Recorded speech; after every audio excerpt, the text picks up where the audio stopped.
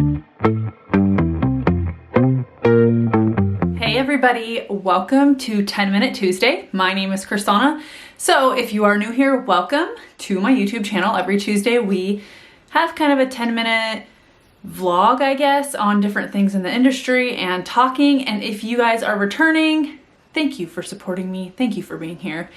So today I wanted to talk about something that I've talked about this before a little bit, but I wanted to kind of expand on it, is burnout and finding your tribe, finding people who will help you through burnout, help you through this business, help you through life, really. So we're going to talk about how to find your tribe, and we're going to talk about how to get through burnout, and we're going to talk about, you know, different things that have changed in the industry since I have started. So I started in this industry about 5 years ago. Let me put my timer on. Where am I at? Clock. Timer. Okay. 10 minutes on the clock.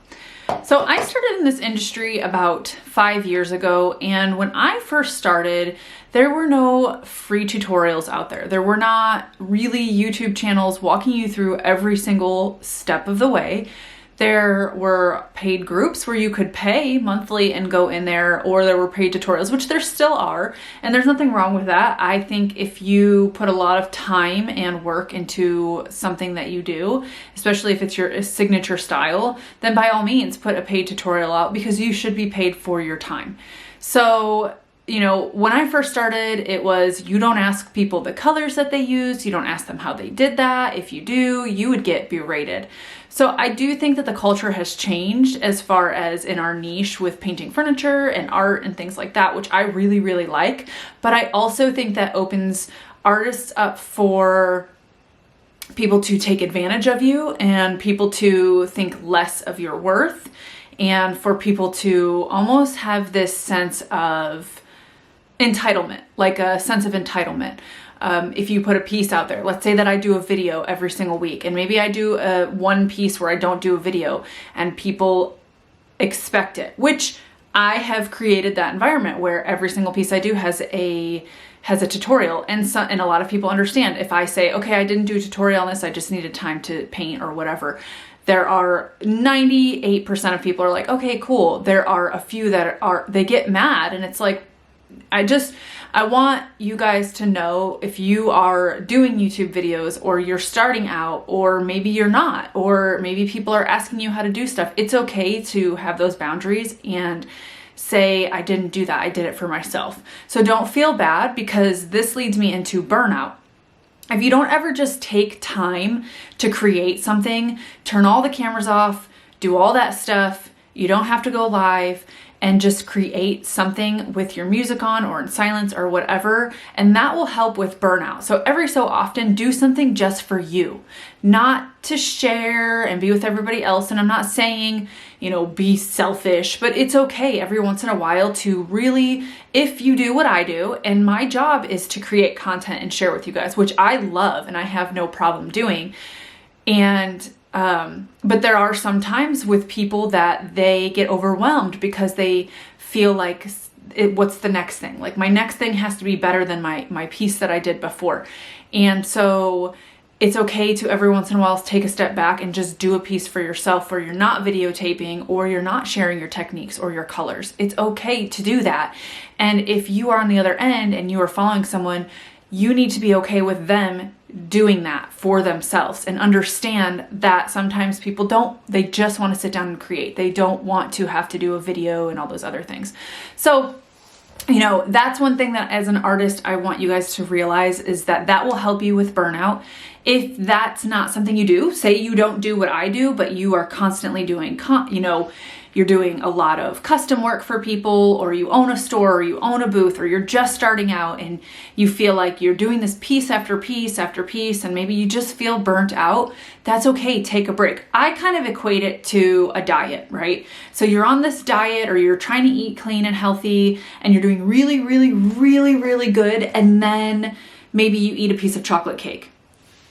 That's not going to ruin everything. It was just a little kind of break that you had to have, or your body had to have, or whatever. and you get back on and do what you're doing the next meal.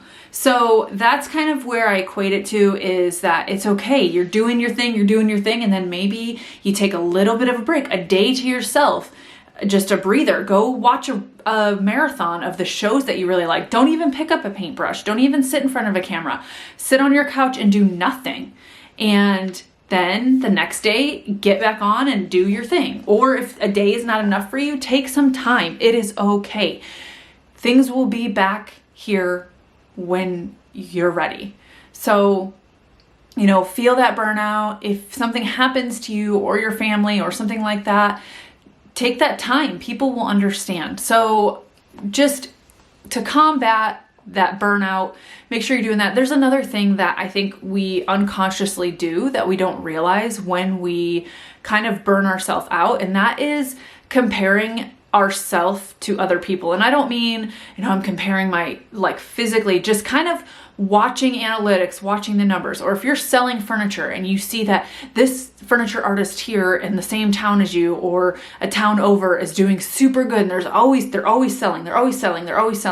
selling. And it's getting you down because you feel like you're working really, really hard and you're not getting there, and this person's getting there. Stop it. Stop. Do not compare yourself to other people. It is really, really hard. It's super hard sometimes, especially in those kind of situations where you're really trying to sell all your work and this person's selling it. Things ebb and flow. It is not always going to be up for these people, okay? A lot of times people are only showing you where they are when they're up here, and they're not showing you where they are when they're down here. That's the same thing with videos. When I make videos, I show you guys my mistakes, because that is unrealistic to think that these people out there, these seasoned artists or professional artists, painters, whatever, never make mistakes. That is a lie, and I am okay with showing you guys exactly, I'm okay with showing you my ups and my downs and my journey throughout, because you need to know that this is real life. And so if you see that person that's up here and they've sold 10 pieces in a row and you're just trying to sell your one piece, do not think that it's always like that, because it's not. Some of the biggest names in the industry that are my friends that I know, I can tell you without a doubt, have dry spells where their stuff does not sell. It doesn't matter who they are, how big their name is. It is not always unicorns and rainbows all the time. So please listen to me when I tell you that. Trust me when I tell you that things are not always up here, okay? So if I were you, and maybe you're not even in this industry, follow people who are honest and true and don't make you feel like less of a person or less of an artist because they don't make mistakes. That's not the kind of person that you need to have in your group. And that, you know, having someone in your tribe, having a fellow artist who understands what you're going through that you can talk to, will also help you through burnout, or help you through those times where you are questioning, what am I doing here? I have had a few friends reach out to me in the last week, people that you and I adore, and they have said, I went through a spell where I didn't know if I was going to do this. I didn't want to keep going. And I've been there where I'm like, you know what, I don't really want to do this anymore. And I made sure I told them how important they were, and not that just their furniture, that just them in general, they're important, and seeing their face and seeing their personality and things like that, that makes a difference. They make a difference in the world. So you make a difference in the world, whether you're in front of a camera, whether you're putting your art out there, no matter what. Just know that you are, it's okay to take your time. It's okay to be down here and then bring yourself back up. It's okay to reach out to your friends and say, hey, you know, my furniture's not selling. What can I do? How did you get this? It's okay. So burnout, these are things that you can help with burnout. You know, find things that are aside from furniture painting. So I've told you guys this before, that I go running, but sometimes I don't even feel like running because I feel like it's a job. So you know what I do sometimes? I play on my son's Nintendo Switch. I help him through the levels. And then hours later, after they go to bed, I'm like, oh, okay, I've been sitting here playing this Nintendo Switch Mario game. And I don't feel bad about it. So don't feel bad about it. If you sit down one day and you're taking a day off and you're in your pajamas with your coffee and you're watching Law & Order SVU marathons and you're there with Olivia Benson, do not feel bad. Do not feel bad, okay? I guess if you take anything away from this, I just want you to know that you're not alone, And whether it's any aspect of your life, this could be not even furniture painting related. This is just life in general. Because if anything in the last year has taught us anything, I say, is that you have to be okay with yourself, because life has kind of come to a screeching halt. And if you don't even like yourself or the people around you, there's something that you need to analyze. What's going on around you? Who do you have around you? You know, I'm going through this with my daughter right now. She's 8. And I've been trying to teach her, and it's so hard. And if you're a parent, you know, it is so hard to teach your kids to not chase after the older kids or the kids that you think are cool, to nurture those relationships with your friends who don't want to change you, who love you, who uplift you, who want to do the same things that you want to do, who never make you feel like you're less of a person. And I think it's kind of, you know, getting into it. She's starting to understand a little bit. I think there's a few things that she said that made me proud. You know, this person doesn't want to be only wants to be my friend when there's no other people around. And so I'm trying to teach my kid that there are people who really love you, and you need to stick with those people. So I kind of, you know, did another rant today. I don't know if it really made sense.